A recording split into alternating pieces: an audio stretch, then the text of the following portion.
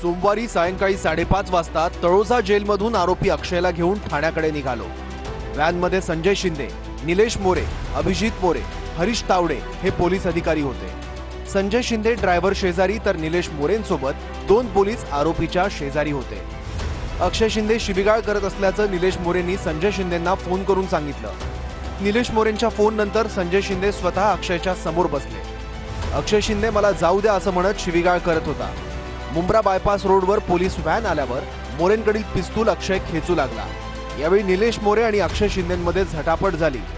झटापटीत पिस्तूल लोड होऊन एक गोळी फायर झाली। यात निलेश मोरे जखमी झाले। अक्षयने निलेश मोरेंची पिस्तूल स्वतःकडे घेतली। अक्षयने संजय शिंदे, हरीश तावडेंच्या दिशेने गोळ्या झाडल्या।